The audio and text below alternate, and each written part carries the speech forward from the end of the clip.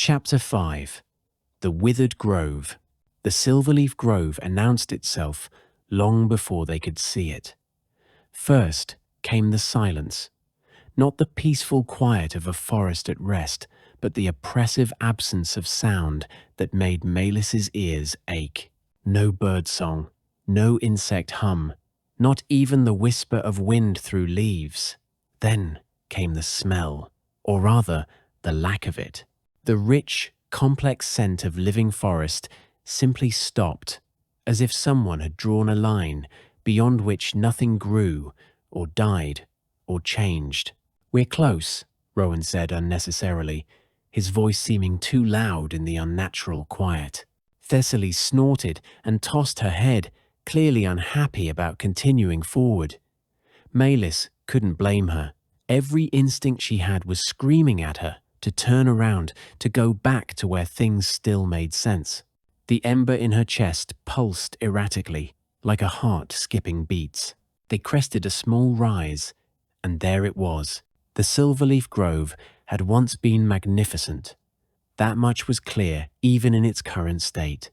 The trees were ancient oaks and ashes, their trunks so massive that it would take a dozen people holding hands to circle them. But where once their leaves had been famous for their unusual silver undersides that caught the light like coins, now they were black and twisted, hanging from branches like torn funeral shrubs. The boundary between healthy forest and blighted grove was sharp as a knife's edge. On one side, normal trees grew green and alive. On the other, the withered giants stood like monuments to loss. The ground beneath them was grey dust, not a blade of grass or touch of moss to be seen. "How long has it been like this?" Maelis asked, dismounting from Thessaly.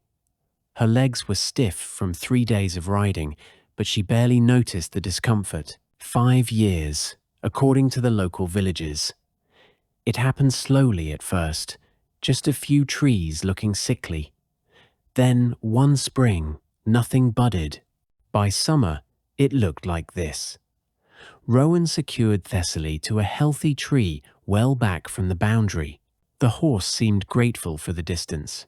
Maelis approached the edge carefully, kneeling just before the line where green became grey.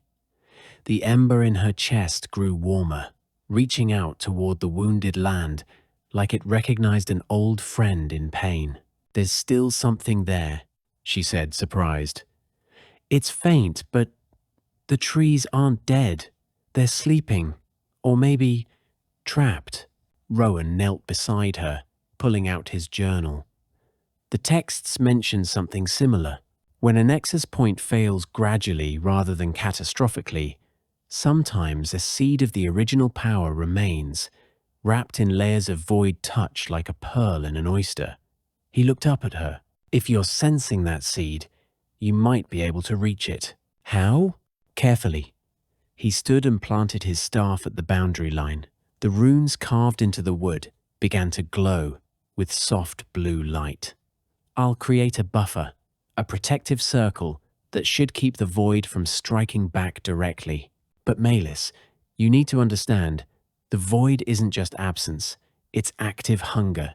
It will try to eat your power, turn it against you." Comforting.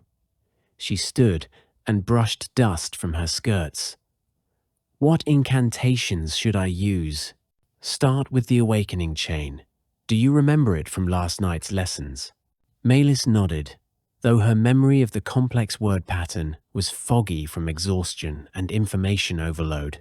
3 days of constant teaching while riding had filled her head with more magical theory than most apprentices learned in their first year. "Good. And if you feel the void pushing back, use the boundary incantation immediately. Don't try to fight through it. That's what it wants, to engage you in a contest of pure force." Rowan began walking the boundary, his staff leaving a trail of blue light in the ground. He spoke in a language Maelis didn't recognize, his voice taking on the deep resonance she'd come to associate with serious magic. The circle took shape, encompassing a section of the grove about 30 feet across. "Ready when you are," he said, taking position at the circle's edge. "I'll hold the barrier, but everything inside is up to you." Maelis stepped across the boundary and immediately wished she hadn't. The void hit her like a physical blow, a crushing weight of nothingness that tried to squeeze the breath from her lungs. The ember in her chest flared in response, but the void drank its light greedily, pulling at her power with terrifying strength. "Don't fight it directly." Rowan's voice seemed to come from very far away. "Redirect. Flow around it." Easier said than done. But Maelis forced herself to remember the image he'd used during their lessons, water flowing around a stone rather than trying to push through it. She let her power bend, following the paths of least resistance, seeping into the cracks the void hadn't quite filled. There, she found it. Deep in the heart of the largest oak, a spark of the original power still lived. It was tiny, barely an ember itself, but it was pure and untainted. She reached for it with her power, speaking the first words of the awakening chain. "What sleeps, let it remember dreaming. What dreams, let it remember waking. What wakes, let it remember living." The spark flickered, responding to the familiar pattern, but the void sensed what she was doing and pressed harder, trying to smother both her power and the spark before they could connect. Maelis gritted her teeth and continued the incantation, each word a battle. By root and branch, by leaf and bark, by the bonds that tie earth to sky, I call you back to the circle of growing things. The spark grew brighter, and suddenly she could feel what this grove had been. A place of such beauty and life that travelers would go days out of their way just to walk beneath its silver canopy. Children had played here. Lovers had carved their initials into bark that healed itself by the next season. And the trees had sung when the wind was right. "Remember," she whispered, not part of any formal incantation, but straight from her heart. "Remember what you were. Remember the joy of spring budding, summer's fullness, autumn's gold, winter's peaceful sleep. You are not ended. You are only paused." The ember in her chest suddenly blazed like a tiny Sunday power poured out of her, not in a controlled stream, but in a flood. She heard Rowan shout something, but she couldn't make out the words over the roaring in her ears. The void recoiled from the unexpected onslaught of life force, and in that moment of retreat, Maelis's power connected with the spark in the oak. The result was immediate and spectacular. Light exploded from the tree's core, racing along every branch, every twig, transmuting black to silver green in a wave of transformation. The light jumped to the next tree, then the next. Spreading through root networks she could suddenly perceive as clearly as if they were drawn on paper. But it was too much, too fast. She could feel herself emptying, pouring everything into the awakening grove. Her knees buckled, and she would have fallen if strong arms hadn't caught her. "Enough." Rowan's voice was right in her ear now, his arms around her waist, holding her upright. "You've done enough. Let the grove do the rest." He spoke an incantation she didn't recognize, and suddenly the flow of power cut off, leaving her gasping and empty. No, not empty. The ember still pulsed in her chest, but so faintly she could barely feel it. "Look," Rowan said softly, turning her to see what she'd accomplished. The grove was transforming before their eyes. The black leaves fell like rain, but before they hit the ground, new buds were already emerging. The grey dust stirred and darkened, becoming soil again. She could hear it now, the sound of waking wood creaking and groaning as sap began to flow through veins that had been dry for years. And the leaves, oh, the leaves. They unfurled with impossible speed, green on top and silver beneath, catching the afternoon light like thousands of tiny mirrors. The effect was magical in the most literal sense, a beauty that made her chest ache. "I did that," she whispered. "You did that," Rowan confirmed, but there was worry in his voice. "Too much, too fast. You nearly drained yourself completely. If I hadn't been here, but you were. She turned in his arms to face him, suddenly aware of how close they were standing. That's why we're traveling together, isn't it? To balance each other. He looked down at her, and something shifted in his expression. Yes, he said quietly. Balance. A sound made them both turn. Birds. Dozens of them, flooding into the renewed grove, their songs a chaotic symphony of joy. Squirrels appeared as if from nowhere, racing up the restored trees. And there, at the edge of the grove, a deer stood watching them with liquid eyes before bounding away into the depths of the silver-green shadows. Life returns quickly when the void retreats, Rowan said, finally releasing her and stepping back to a proper distance. We should make camp here tonight. You need to rest and recover, and the grove needs time to stabilize. They set up camp in a clearing within the restored section, surrounded by the musical rustling of silver leaves. Rowan insisted Maelis sit and rest while he handled everything, and she was too exhausted to argue.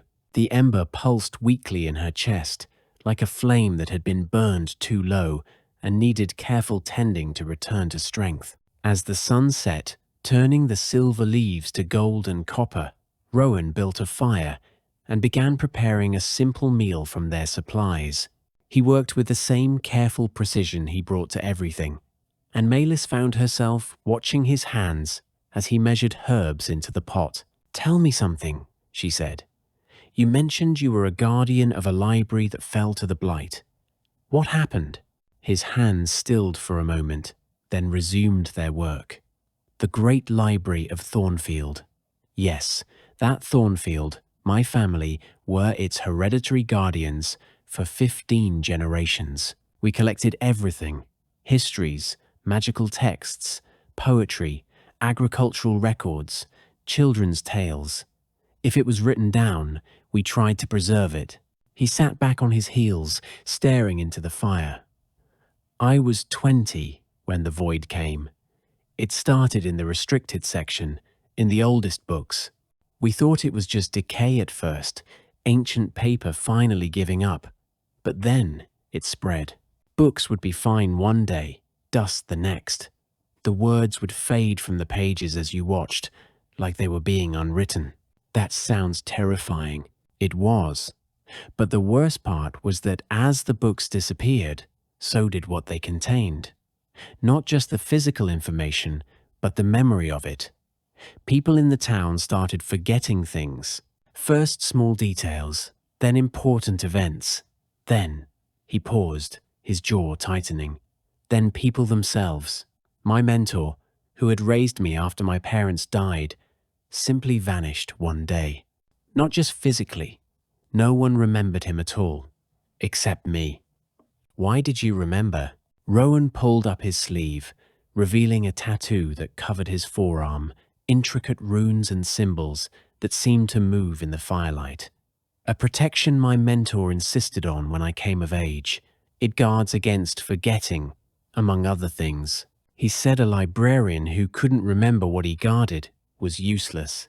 His smile was bitter. "Turned out remembering when everyone else forgets is its own kind of curse." Maelis moved closer, drawn by the pain in his voice. "You couldn't save the library?" "I tried. We all tried. But we didn't understand what we were fighting. By the time we realized it was the void itself eating our collection, it was too late. The building stands empty now, just shelves and dust and silence." He looked at her, and his eyes were bright with unshed tears. "That's why finding you, finding someone who can actually push the void back, means everything. You're the hope I'd given up on." Without thinking, Maelis reached out and took his hand. His fingers were warm and calloused, and they tightened around hers like she was anchoring him to the present. "We'll build new libraries," she said firmly. "Once we heal the land, we'll fill them with new books and recovered stories. The void took your past, but it doesn't get to take your future."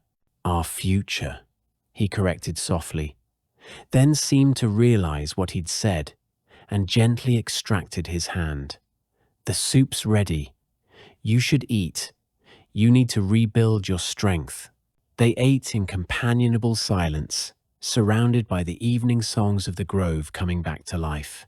As darkness fell, the silver leaves caught moonlight and starlight, creating a canopy of gentle illumination that made the whole grove feel like it existed in a dream. "I should teach you about drawing power safely," Rowan said eventually, setting aside his bowl. "What you did today was magnificent, but it could have killed you. It felt like the grove needed everything I had. It wanted everything. That's different from need." He moved to sit beside her, pulling out his journal. "Look, imagine your power like a well. The ember provides the water, but the well has a finite capacity. If you drain it completely, it takes time to refill. Drain it too often or too deeply, and it might not refill at all. So how do I know when to stop? Practice, mostly. But there are warning signs." He traced a diagram in his journal showing a human figure surrounded by flowing lines. "First, you'll feel warm. That's normal. The ember responding to use. Then hot. That's the warning to slow down. If you start feeling cold, despite the ember's fire, you're approaching dangerous depletion. And if you feel nothing at all, stop immediately." "I felt cold," Maelis admitted. "Right before you pulled me back. Cold and empty, like I was disappearing." Rowan's expression grew grave. "That was closer than I thought. Tomorrow we practice control. Small workings, precise applications of power. No more flooding entire groves in one go." "But it worked," Maelis pointed out, gesturing to the beauty around them. "This time. But what happens when I'm not there to pull you back? What happens when the void fights back more cleverly?" He turned to face her fully, his green eyes intense in the firelight. "You have incredible power, Maelis. But power without control is just elaborate suicide." The seriousness of his tone made her shiver, and he immediately softened. "I'm not trying to frighten you, just, I've lost too much to the void already. I won't lose you, too." The declaration hung between them, weighted with more meaning than either seemed ready to acknowledge. Maelis felt the ember pulse with warmth that had nothing to do with magic and everything to do with the way he was looking at her. A rustling in the undergrowth broke the moment. They both turned to see a fox padding into the firelight, its eyes reflecting green. It sat down just at the edge of the light and tilted its head at them. "Hello," Maelis said, feeling slightly foolish. The fox yipped once, then began grooming its tail with studied nonchalance. "The animals know you restored their home," Rowan observed. "In the old days, Emberwings had animal companions who would travel with them, helping them find places that needed healing." As if in response, an owl hooted from somewhere above them, and Maelis could swear she heard approval in the sound. "Do you think they're offering?" she asked. "Maybe. The old bonds between species run deep, even after centuries of dormancy." He smiled. "Though I'm not sure how Thessaly would feel about sharing the road with a fox." They prepared for sleep, Rowan insisting on taking the first watch, despite Maelis's protests that she was too energized to sleep anyway. But the moment she lay down on her bedroll, exhaustion hit her like a physical weight. The ember pulsed slowly, steadily, rebuilding its strength as she rebuilt hers. "Rowan?" she said into the darkness. "Yes? Thank you. For catching me. For being here." There was a pause then. "Always." The word followed her down into sleep, warm as the ember in her chest. Dragon Dream Interlude. She flew over the Silverleaf Grove, but not as it was now, as it had been centuries ago, when dragons regularly renewed its power. Below her, she could see the patterns of energy that flowed through the trees, connecting each to each in an elaborate web of mutual support. An Emberwing flew beside her, not her dragon, but an older one, scales dulled to bronze with age. "Watch," it said, and breathed upon the grove. But instead of the flood of power Maelis had used, the dragon's breath was precise, targeted. It touched specific trees, specific connection points, and the power rippled out from those touches in controlled waves. The difference between healing and harming, the dragon explained, is often just a matter of pressure. Too much life force too quickly can burn just as surely as fire. The void counts on this. It wants you to exhaust yourself fighting it directly. Then how do I fight it? You don't fight the void. You can't fight nothing. You fill it, slowly, carefully, with something, like filling a hole with water, one cup at a time. Rush, and the water just runs off. Patience makes the desert bloom. The scene shifted, and now she flew over the great library of Thornfield before its fall. She could see young Rowan in the courtyard, practicing forms with a staff, while an older man, his mentor, she realized, watched and corrected his stance. He carries his own ember, the bronze dragon said. Not of dragon fire, but of human determination. He's kept it burning despite the darkness that took everything from him. Guard his light as carefully as your own. You need each other more than either of you knows yet. Is that why the dragon chose me? Because Rowan would find me? The dragon chose you because you said yes. Everything else. The mage finding you, the journey you're on, the feelings growing between you, that's just the world rearranging itself around that yes. Magic likes patterns, and the pattern of two hearts healing the world together is one of the oldest. The dream began to fade, but not before the bronze dragon spoke once more. Tomorrow, you learn the song's first verse. Listen with more than your ears. The grove will teach you, if you let it. Chapter 6. The Village of Forgotten Names. Maelis woke to find the fox from the night before curled against her side, its russet fur warm and surprisingly soft. When she stirred, it opened one amber eye, yawned magnificently, and stretched before padding a few feet away to sit and watch her with an expectant air. "Good morning to you too," she said, sitting up and rubbing sleep from her eyes. The grove around them was transformed in the morning light. Dew caught on spider webs, like strung diamonds, and the silver undersides of the leaves created a constantly shifting pattern of light and shadow. Birds called from every direction, and she could hear the rustle of small creatures going about their morning business. Rowan was nowhere to be seen, but his bedroll was neatly packed, and the fire had been recently fed. A pot of something that smelled wonderfully of mint and honey sat warming near the coals. The fox yipped and trotted toward the deeper grove, pausing to look back at her with obvious intent. "You want me to follow you?" Another yip, and the fox continued on. Maelis glanced at the camp, then decided Rowan wouldn't have gone far. She pulled on her boots and followed the fox into the trees.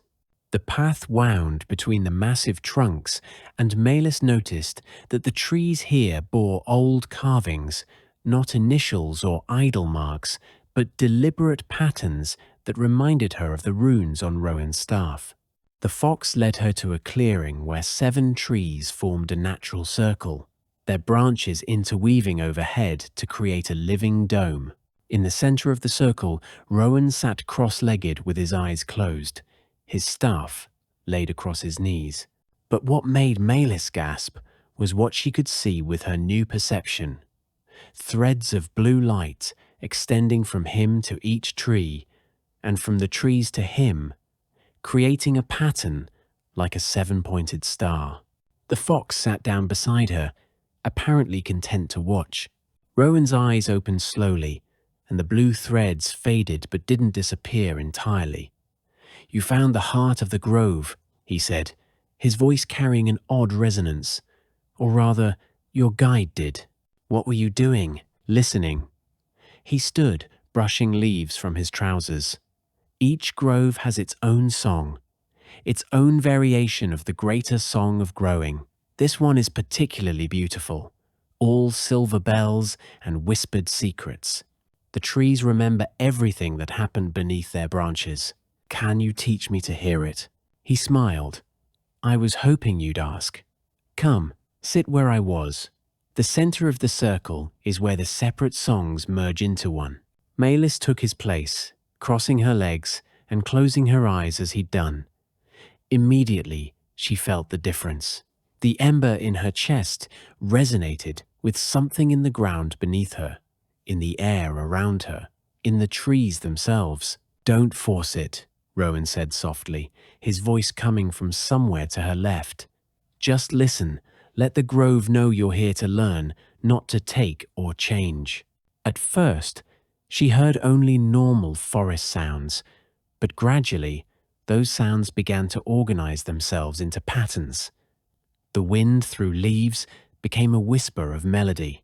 The creak of branches became percussion. And beneath it all, so low she felt it more than heard it, a thrumming that might have been the tree's heartbeat. Then, without warning, the song exploded into her consciousness in full. It was overwhelming, every tree singing its own part. Hundreds of years of growth and rest, storm and sunshine, encoded in harmonies that human ears were never meant to comprehend. She would have pulled back, but Rowan's hand found hers, grounding her. "Focus on one tree," he instructed. "Just one. Learn its voice before you try to hear the choir."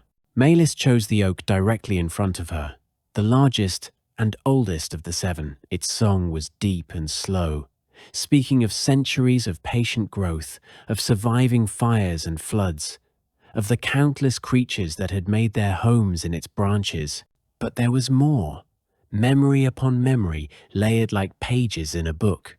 Children playing, lovers meeting in secret, a woman in strange robes performing a ritual Maelis didn't understand, soldiers camping during some long-ago war, a dragon, no, many dragons, over the years, renewing the grove's power with careful breath. "Oh," she breathed, understanding flooding through her. "They remember everything, every single thing that ever happened here." "The trees are the world's true historians," Rowan agreed. "If we could understand even a fraction of what they remember, we'd have answers to mysteries scholars have debated for centuries." Maelis opened her eyes, the song fading back to a whisper, but not disappearing entirely. The fox had moved closer and was watching her with those intelligent amber eyes. "I think she's decided to adopt you," Rowan observed. "Foxes are clever guides. They find hidden paths and secret ways. You could do worse for a companion." "Does she have a name?" "Ask her." Maelis looked at the fox, feeling slightly foolish. "Do you have a name?" The fox tilted its head, and suddenly Maelis heard, not with her ears, but with the same sense that heard the song, a word that translated, roughly, to "finder of lost things." "Finder," Maelis said, and the fox's tail swished in what looked like approval. They broke their fast with the tea Rowan had prepared, and hard travel bread softened with honey. As they ate, he spread his map on the ground, marking their location and their next destination. "There's a village 2 days north of here," he said, pointing to a small marking on the map. "Willowmere," it was called, but the merchants who come through have started calling it the Village of Forgotten Names. People there are losing their memories, their sense of self. It started about 6 months ago. The void? Most likely. But this sounds different from simple blight. More targeted, more cruel. His jaw tightened. The void seems to enjoy finding new ways to make people suffer. They packed up camp, Thessaly greeting them with a snort that suggested she'd enjoyed her night's rest in the restored grove. As they prepared to leave, a small delegation of animals gathered to see them off. Birds, squirrels, the fox finder, and even a badger that emerged from its set to watch them with solemn eyes. "Thank you," Maelis said to them all, feeling only a little foolish. "For accepting the grove's renewal. For coming back." The badger trundled forward and, to her amazement, placed one dirt-covered paw on her boot before backing away and disappearing into its hole. The bird sang a chorus that sounded almost like farewell, and Finder simply took position at Thessaly's heels, clearly planning to accompany them. I've never seen anything like that, Rowan said quietly. The old stories talk about Emberwings having such connections with wildlife, but to see it actually happening. They rode north through forest that grew increasingly sparse as they travelled. The trees here showed signs of struggle, twisted growth, patches of blackened bark, leaves that turned yellow and dropped despite the season. The ember in Maelis's chest pulsed with distress at each sign of sickness. "Can't we stop and heal them?" she asked, after passing a particularly pathetic oak that listed heavily to one side. "We could try, but it would be like bailing water from a boat with 100 holes," Rowan replied. "These trees are sick because the local nexus point has failed. Until we restore that, any healing we do would be temporary at best. And the nexus point is in the village. Near it, according to my research, there's an ancient oak in the village centre that was planted when the settlement was founded. The stories say it was grown from an acorn blessed by an emberwing, meant to protect the village and its people. But now it's dying, and taking the village's memories with it. That's my theory." They camped that night by a stream that ran too slow and too dark for Maelis's comfort. Finder caught a rabbit for her dinner, while they made do with travel rations that were becoming monotonously familiar.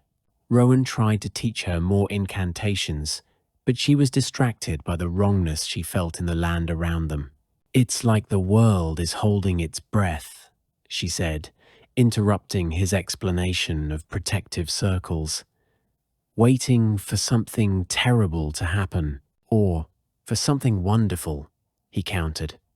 "The land knows you're here. It knows an Emberwing's heir walks among the trees again. Perhaps it's holding its breath in hope." "Heir," Maelis repeated, tasting the word. "That makes it sound so official, so permanent." "Isn't it?" Rowan asked gently. "The Ember is part of you now. Even if we succeed in healing every nexus point and driving back the void completely, you'll never be just a bookbinder again." The truth of it sat heavy on her shoulders. In the excitement and fear of the last week, she hadn't really thought about what came after. If there was an after, "What about you?" she asked. "When this is over, will you go back to being a librarian without a library?" He was quiet for a long moment, staring into the fire. "I don't know. I've spent so long focused on fighting the void, I haven't thought about what comes next. Maybe I'll help rebuild the libraries that were lost. Maybe I'll document what we learn on this journey, create new texts for future generations." He looked at her, and there was something vulnerable in his expression. "Maybe I'll find a reason to stay wherever you decide to settle."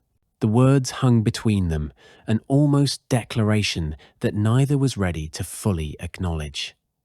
Finder looked between them and made a sound that might have been a fox's version of an exasperated sigh. "We should sleep," Rowan said finally.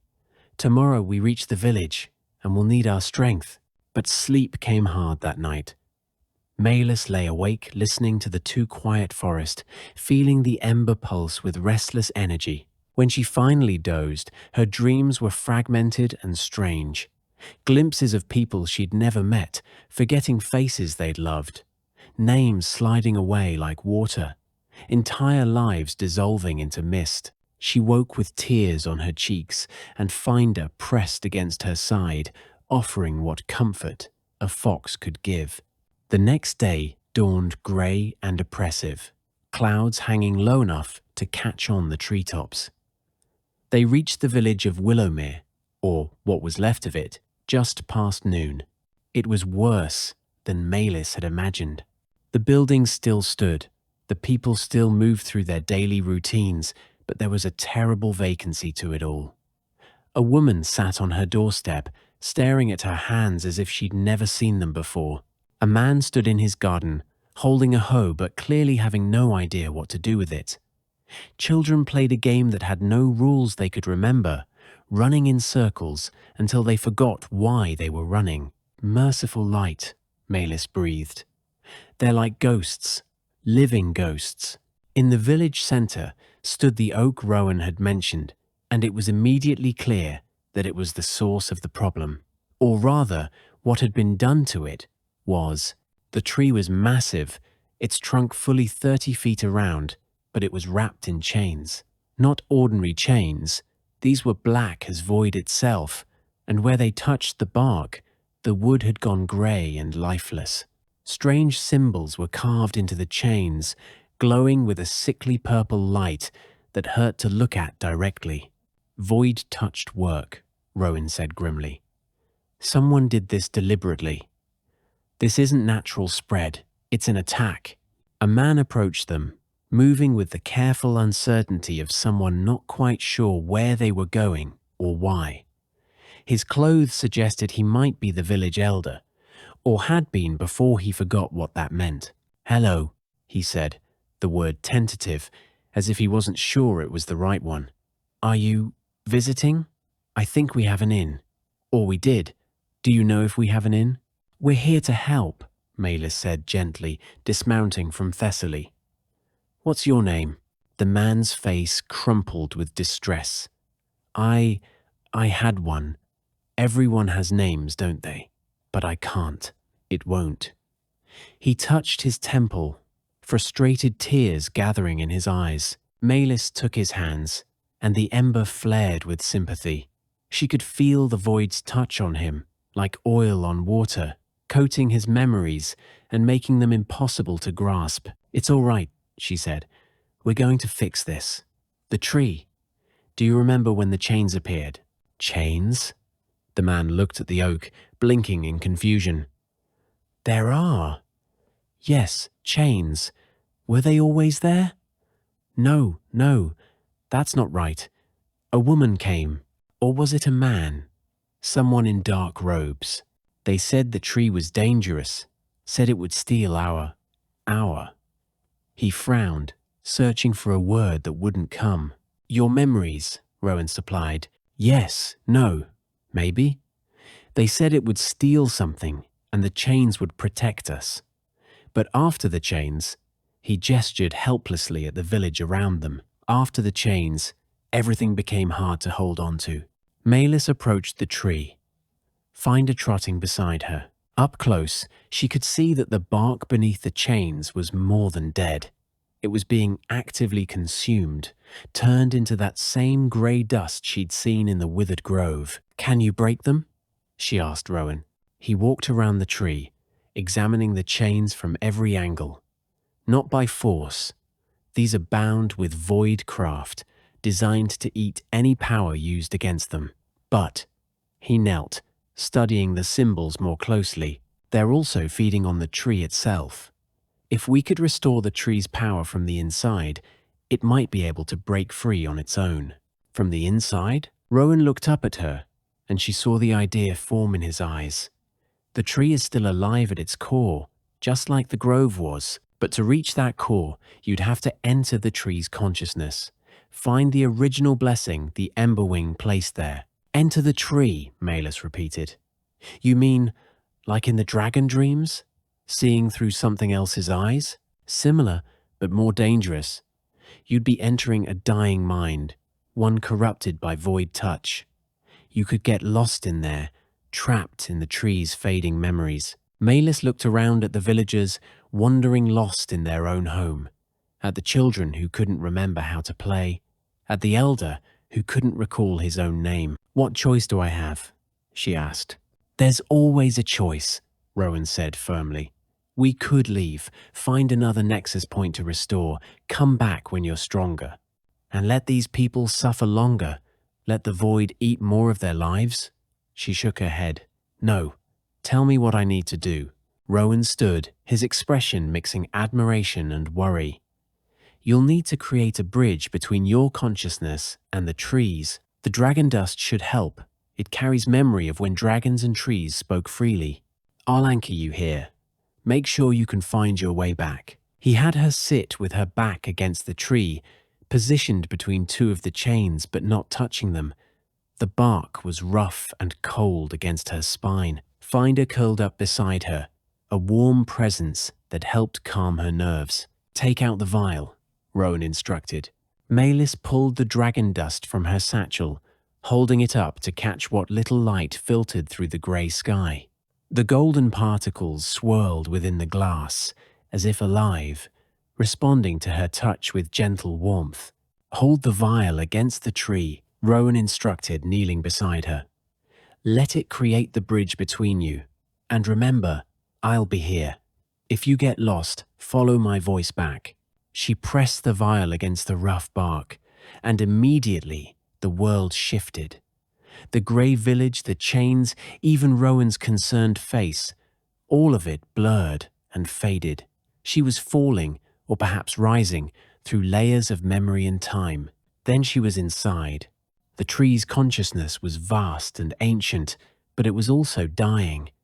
She stood, if standing was the right word, when she had no body, in what looked like an enormous hollow trunk. The walls pulsed with faint golden light, but dark veins of void corruption spread through them like poison through veins. "Hello?" Her voice echoed strangely in this space between spaces. "I'm here to help."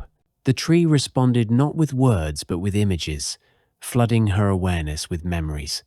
She saw the village being founded 300 years ago, saw an emberwing, scales the color of autumn leaves, breathing blessing into a tiny acorn. She felt the tree's joy as it grew, as children played in its shade, as lovers carved hearts into its bark that it healed with patient care. Then came the darkness. A figure in robes so black they seemed to eat light, speaking words that made the tree's essence recoil. The chains appearing, wrapping around and around, each link inscribed with symbols that hurt to perceive even in memory. "Show me the blessing," Maelis said, pushing through the painful images. "Show me what the Emberwing left." The tree's consciousness shifted, drawing her deeper into its heartwood. Here, in the very center of its being, a small flame still burned. It was golden red, the color of maple leaves in fall, and it sang with a faint echo of the song of growing. But around it, the void chains had created a cage of nothing, slowly starving the flame of the tree's own life force. Every memory the villagers lost, every name that faded, fed the chains and weakened the blessing. Maelis approached the flame carefully. The ember in her chest, even here, in this space of consciousness, she could feel it, pulsed in recognition. This was kin to her own power, a fragment of the same ancient magic. "I know you're tired," she said to the flame. "I know you've been fighting alone for so long, but you're not alone anymore." She reached out with her consciousness, shaped like hands in this strange space, and touched the caged flame. The void chains immediately attacked, sending tendrils of nothingness toward her, trying to trap her as they trapped the tree. But the ember in her chest flared bright, and she remembered Rowan's lessons about water flowing around stones. She didn't fight the chains directly. Instead, she let her power flow around them, through the spaces between links, finding every tiny gap in their structure. "What was blessed remains blessed," she spoke, the words coming from somewhere deeper than memory. "What was given in love cannot be taken by hunger. By the gift freely given and freely received, I call you back to yourself." The flame responded, growing brighter. And as it did, Maelis understood what she needed to do. The chains fed on forgetting, on the absence of connection. But she was a bookbinder. Her whole life had been about creating connections, binding separate pages into complete stories. She began to speak the names she'd touched in the tree's memories. Not just the recent ones, but all of them, reaching back through centuries of life, lived beneath these branches. Thomas the baker, who planted roses for his daughter. Sarah Millwater, who read stories to children every seventh day. Marcus the fool, who wasn't foolish at all, but kind beyond measure. With each name, the flame grew stronger. The chains began to crack, their void darkness unable to maintain its grip against the return of so much remembered life. Eliza Strongbow, who defended the village from bandits. The twins, Rose and Lily, who sang so beautifully birds would stop to listen. Old Henrik the Wise, who knew every star's name and taught them to anyone who asked. The cracks in the chains spread, and through them, golden light began to pour. The tree's consciousness stirred, remembering itself, remembering its purpose. From far away, she heard Rowan's voice. "Maelis, the chains are glowing. Whatever you're doing, it's working." She kept speaking names, faster now, drawing them from the tree's vast store of memory. Generations of life, of love, of small kindnesses and great sacrifices. The flame in the tree's heart blazed higher, and she fed it with the ember's warmth, creating a circuit of power between them. The chains shattered. The sound was enormous, not just in the tree's consciousness, but in the physical world. Maelis felt herself being pulled back, the bridge between her mind and the trees dissolving as its blessing restored itself. She had a moment of panic. There was still so much to heal, so many memories to restore. But then she felt Rowan's hands on her shoulders, his voice calling her back. She opened eyes she didn't remember closing. She was sitting against the tree, the vial of dragon dust in her lap now dim and nearly empty. But the tree above her, the tree was transforming. The grey, lifeless bark was returning to warm brown. Buds appeared on branches that had been bare for months, unfurling into leaves of such vibrant green they seemed to glow. The broken chains lay in pieces on the ground, already rusting away to nothing. And all around them, the villagers were crying. But they were tears of joy, of recognition. The man who hadn't known his name was embracing a woman, both of them saying names over and over, their own, each other's, their children's.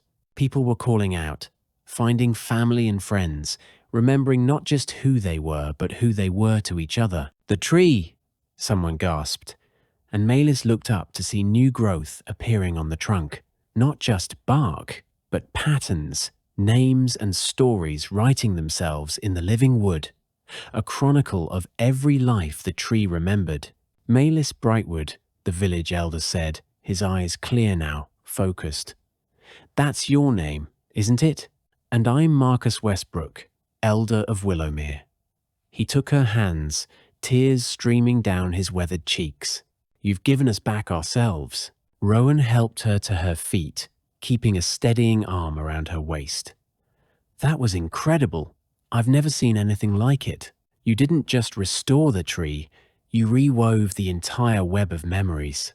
"The tree remembered everything," Maelis said, leaning into his support more than she wanted to admit. "All I did was remind it that remembering was a form of love." Finder appeared from wherever she'd been exploring, carrying something in her mouth. She dropped it at Maelis's feet, an acorn, golden brown and perfect, that seemed to pulse with its own inner light. Marcus gasped. "The heart oak hasn't produced an acorn in 50 years. That's a treasure beyond measure." Maelis picked up the acorn, feeling the potential within it. A new tree, carrying the blessing forward. "Where should it be planted?" "Wherever you're going," Marcus said firmly. "The heart oak has chosen. That acorn will grow into a new memory keeper, and it wants to go with you." The villagers insisted on feeding them, on finding them supplies, on celebrating through the night. But Rowan gently explained that they needed to move on, that there were other places suffering as Willowmere had suffered. As they prepared to leave the next morning, the whole village turned out to see them off. Children brought flowers. Adults brought practical supplies. Food, new water skins, a proper travelling cloak for Maelis. "The map," Marcus said, producing an ancient piece of parchment. "This marks the old places of power, the ones the Emberwings blessed. Many may be failing now." Maelis studied the map, seeing dozens of marked locations, so many places that might need healing. The task seemed overwhelming. "One at a time," Rowan said quietly, reading her expression. "We've restored 2 already. That's 2 more than anyone's managed in centuries." As they rode out of Willowmere, Maelis looked back to see the heart oak spreading its branches wide, covered in leaves that caught the morning sun like emeralds. Children were already playing in its shade again, and she could hear their laughter carrying on the wind. "Thank you," she said to Rowan as they reached the road, "for anchoring me, for believing this was possible." He smiled, and it transformed his usually serious face. "Thank you for proving that hope isn't foolish. I'd almost forgotten what it felt like." They rode in comfortable silence for a while, Finder trotting alongside Thessaly. The acorn rested in Maelis's pocket, warm against her hip, full of promise for forests yet to grow.